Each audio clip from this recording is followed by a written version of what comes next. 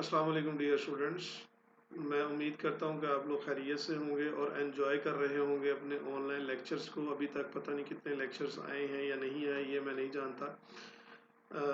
आज का जो हमारा लेक्चर था बैंकिंग का, वो फिज़िकली नहीं हो सका, तो ऑनलाइन आज हम उसको देखते हैं कि हमने क्या पढ़ा था। लास्ट टाइम हम लोगों ने चैप्टर शुरू किया था अलाते एतबार वाला।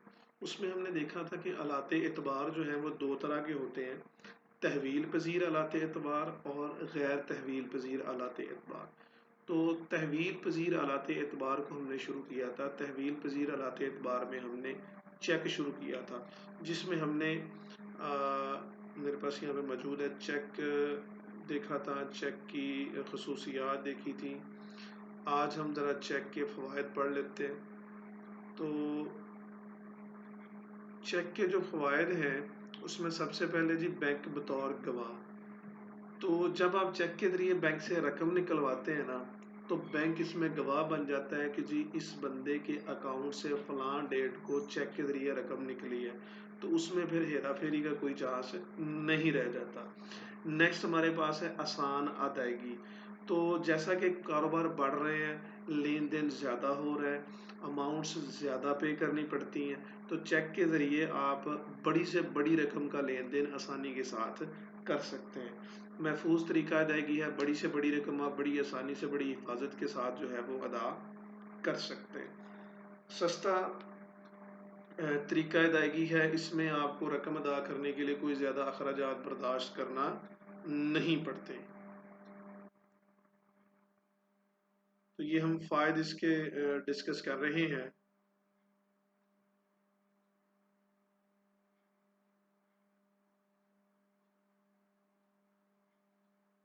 तो अभी ये मैं ज़रा देख रहा हूँ कि किधर गई हैं चीज़ें। आगे पीछे हो गई हैं, जिसने भी सेंड की हैं।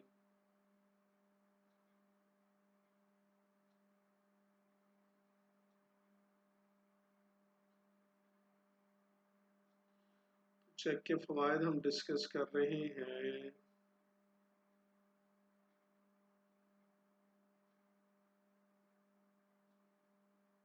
एनीवेज चेक के फ़वाइद जो हैं वो आप लोग देखिएगा इसको, कि और क्या क्या फ़ायदे। बिल्कुल आसान है, इतना ज़्यादा कोई मुश्किल ये टॉपिक नहीं है।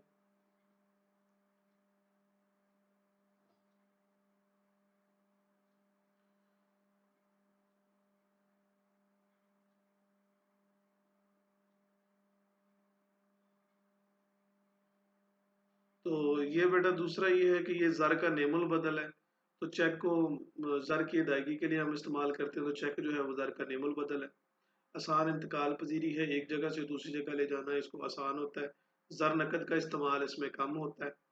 ज़र की कमी का मसला जो है वो चेकों के ज़रिए उसको हम पूरा कर सकते हैं। तजारती तरक्की होती है, अदायगियों और वसूलियों का एक ज़रिया है। आजकल जितनी भी अदायगियाँ कारोबारी लेन देन में जितनी भी रिसीट्स एंड पेमेंट्स होती हैं, वो सारी की सारी चेक के ज़रिए होती हैं। ज़र एतबार की तख्लीक की एक वजह है गुमशुदा चेक। जी अगर चेक आपका गुम हो जाए तो आप बैंक को फ़ोन करके अपने चेक की रकम बताकर, चेक का नंबर बताकर अदायगी जो है वो रुकवा सकते हैं।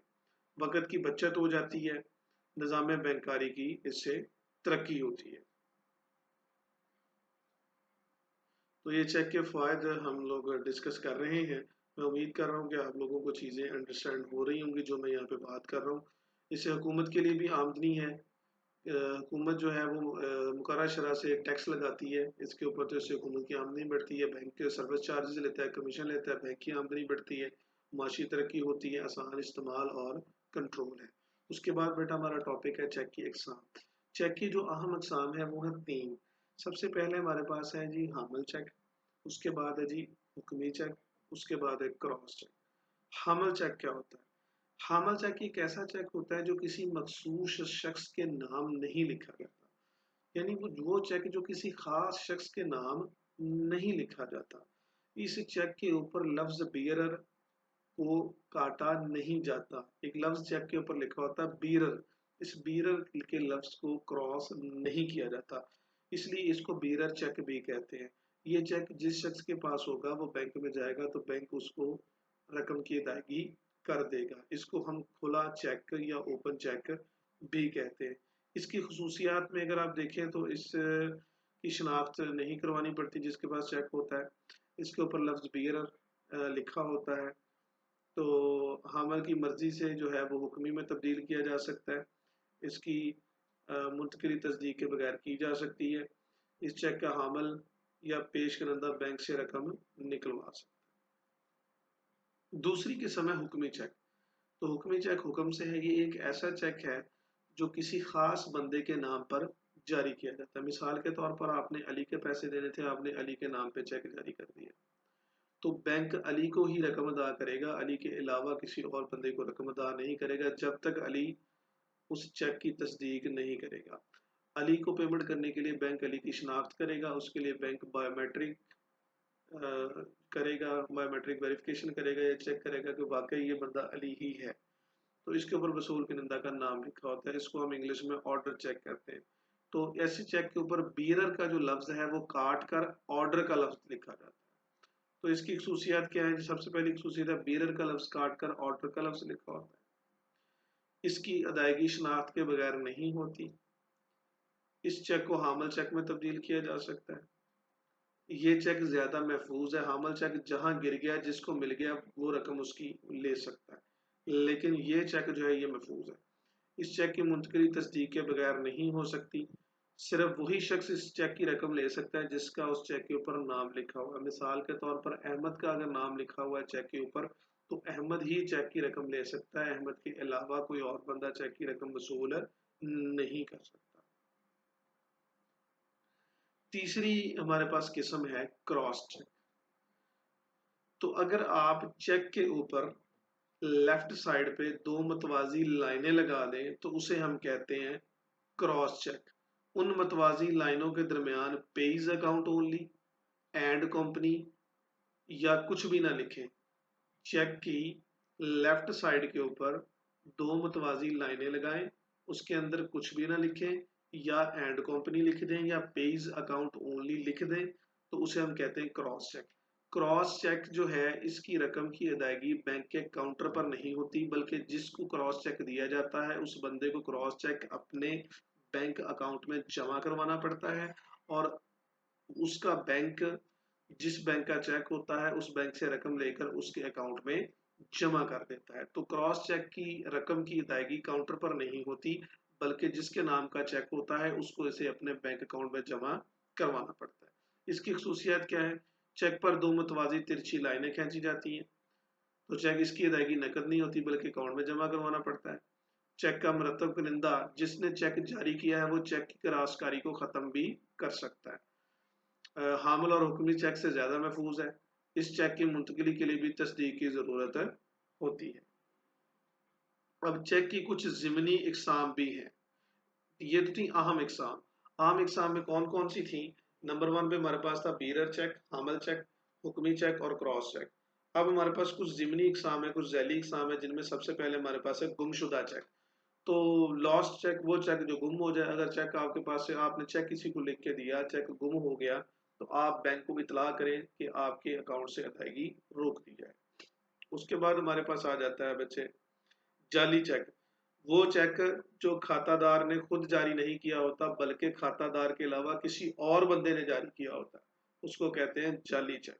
तो इस पर दस्तखत भी किसी और बंदे ने किए होते हैं, जाली चेक होता है। पेश तारीख चेक, ऐसा चेक जिस पर मुस्तकबिल की तारीख दर्ज होती है उसे हम कहते हैं पेश तारीख चेक। मिसाल के तौर पर आज आपने चेक जारी किया और तारीख लिख दी आज से 5 दिन के बाद की, तो ऐसे चेक को कहते हैं पेश तारीख चेक। उसके बाद है पस तारीख चेक। तो ऐसा चेक जिस पर माजी की तारीख लिखी होती है, जिस पर माजी की गुजरी हुई कोई तारीख लिखी होती है उसे हम कहते हैं पस तारीख चेक। तो जिस पर फ्यूचर की डेट लिखी हो वो है पेश तारीख चेक, और जिस पर माजी की पास्ट की कोई डेट लिखी हो वो होता है हमारे पास पस तारीख चेक। तो जो पस तारीख चेक है ये 6 माह तक वैलिड है। 6 माह तक का अगर चेक है पुराना, 6 माह पुराना है तो रकम की अदायगी हो जाएगी। अगर 6 माह से ज्यादा पुराना है तो रकम की अदायगी नहीं होगी। उसके बाद जायदुल मियाद चेक है। तो 6 माह के बाद अगर चेक जारी आपने किया और 6 माह के बाद आप बैंक से रकम लेने जाते हैं तो बैंक उसकी अदायगी नहीं करेगा और उसे जायदुल मियाद चेक करार दे देगा। اس کے بعد ہمارے پاس سفری چیک ہے، تو ایسا چیک جو دوران سفر رقم کی فراہمی کے لیے استعمال کیا جاتا ہے وہ سفری چیک کہلاتا ہے۔ اس پر ایک مقررہ رقم پہلے سے درج ہوتی ہے۔ یہ چیک مختلف مالیتوں کے ہو سکتے ہیں، کوئی بھی شخص اپنے یا کسی دوسرے بینک میں رقم جمع کروا کر یہ چیک بنوا سکتا ہے، اور غیر ملک کے کسی دوسرے حصے یا ملک میں جا کر اسی بینک کی شاخ سے ان چیکوں کی رقم وصول کر سکتا ہے۔ اس کے بعد ہمارے پاس ہے خالی چیک۔ ایسا چیک جس کے اوپر مرتب کنندہ یعنی کھاتہ دار کے صرف دستخط ہوتے ہیں، رقم نہیں لکھی ہوتی۔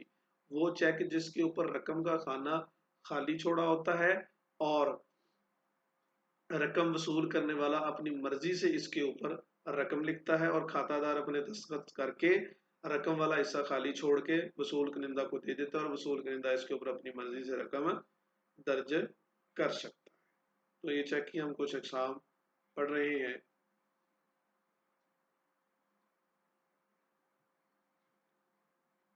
تو خالی چیک کے بعد بیٹا ہمارے پاس آ جاتا ہے کھلا چیک، اوپن چیک، جس پر دیکھیں ہم نے پڑھا تھا کراس چیک، تو وہ چیک جس پر کسی قسم کی کوئی کراسنگ نہ کی گئی ہو، کوئی لائنیں نہ لگائی گئی ہو، وہ کھلا چیک ہوتا ہے۔ کھلا چیک ہمارا عمل چیک بھی کھلا چیک ہے اور حکمی چیک بھی کھلا چیک ہوتا ہے۔ داغدار چیک، جس پر داغ دبے ہوں، داغدار چیک ہے۔ نامنظور چیک، ایسا چیک جس کی ادائیگی کرنے سے بینک انکار کر دے، وہ نامنظور چیک ہے۔ قابل قبول چیک، ایسا چیک جس کی رقم بینک ادا کر دے، اسے ہم قابل قبول چیک کہتے ہیں۔ کٹا پھٹا چیک، اگر آپ چیک جاری کرتے وقت آپ سے چیک پھٹ جائے تو وہ آپ کا کٹا پھٹا چیک ہوتا ہے۔ دھلا ہوا چیک، ایسا چیک جو کسی وجہ سے گیلا ہو جائے اور اس پر لکھی ہوئی رقم، تاریخ اور دستخط واضح نہ ہو تو اسے ہم کہتے ہیں دھلا ہوا چیک۔ سادہ چیک، ایسا چیک جس پر ابھی تک مرتب کنندہ یعنی کھاتہ دار نے کچھ بھی درج کیا نہ ہو۔ پلین چیک، یعنی وہ چیک جس پر ابھی کچھ لکھا ہی نہیں ہے، نہ رقم، نہ سائن، نہ تاریخ، وہ آپ کا کون سا چیک کہلاتا ہے؟ سادہ چیک۔ ملکی چیک، تو جو ایسا چیک جس میں مرتب کنندہ یعنی چیک جاری کرنے والا، مرتب علیہ یعنی جس کے نام چیک جاری کیا جاتا ہے، بینک، اور وصول کنندہ یعنی جس نے چیک کی رقم وصول کرنی ہے وہ ایک ہی ملک میں ہو۔ یعنی چیک کی جو تین پارٹیز ہیں وہ ایک ہی ملک کے اندر موجود ہو تو وہ ہوتا ہے ملکی چیک۔ مثال کے طور پر علی نے پاکستان میں ایم سی بی میں پاکستان کے اوپر چیک جاری کیا اور احمد کے نام چیک جاری کیا، تو تینوں پارٹیاں پاکستان میں ہی ہیں، چیک جاری کرنے والا بھی، جس بینک کے نام جاری کیا وہ بھی، اور جس نے رقم وصول کرنی ہے وہ بھی، تو یہ ہمارا ملکی چیک کہلاتا ہے۔ اس کے بعد ہمارے پاس ہے جی ملکی چیک ہو گیا۔ اس کے بعد ہمارے پاس سرکاری چیک، ایسا چیک جو سرکاری لین دین کے لیے جاری کیا جاتا ہے، یعنی وہ چیک جو گورنمنٹ جاری کرتی ہے، Punjab government, Sindh government, Balochistan government, کے پی کے گورنمنٹ، فیڈرل گورنمنٹ، یعنی جو سرکار چیک جاری کرتی ہے نا، سرکاری لین دین میں جو چیک جاری کیا جاتا ہے اسے ہم کہتے ہیں سرکاری چیک۔ اور نجی چیک ہے، جو نجی ادارے یا افراد آپس میں لین دین کے لیے جاری کرتے ہیں۔ غیر ملکی چیک، ایسا چیک جس کی وصولی اور ادائیگی دو مختلف ممالک میں ہو، یعنی وہ چیک جو جاری کسی اور ملک میں ہو اور اس کی رقم کی وصولی کسی اور ملک میں ہو، اسے کہتے ہیں غیر ملکی چیک۔ غیر ملکی سرکاری چیک جو ہے وہ چیک جو دو ممالک کے سرکاری اداروں کے لین دین کے لیے استعمال ہوتا ہے، یعنی دو ملک فار ایگزامپل پاکستان اور چائنا، ان دونوں کے درمیان ہونے والے لین دین کی ادائیگی کے لیے جو چیک جاری ہوگا وہ ہوگا غیر ملکی سرکاری چیک۔ اس کے بعد ہے غیر ملکی نجی چیک، جو دو ممالک کے نجی ادارے یا افراد کا آپس میں لین دین یا وصولی ادائیگی کے لیے جاری کیا جاتا ہے، اسے ہم کہتے ہیں غیر ملکی نجی چیک۔ فار ایگزامپل پاکستان میں ایک بندہ بیٹھا ہے علی، اور امریکہ میں ایک بندہ بیٹھا ہے سمتھ، تو علی نے سمتھ کے پیسے دینے تو علی سمتھ کو امریکہ میں چیک دے دیتا ہے، تو اسے ہم کہیں گے غیر ملکی نجی چیک۔ تو یہ تھی بیٹا چیک کی کچھ اقسام۔ آج ہم نے پڑھا چیک کے فوائد پڑھے، چیک کی اقسام پڑھی، تو آج کے لیے اتنا ہی۔ Thank you very much.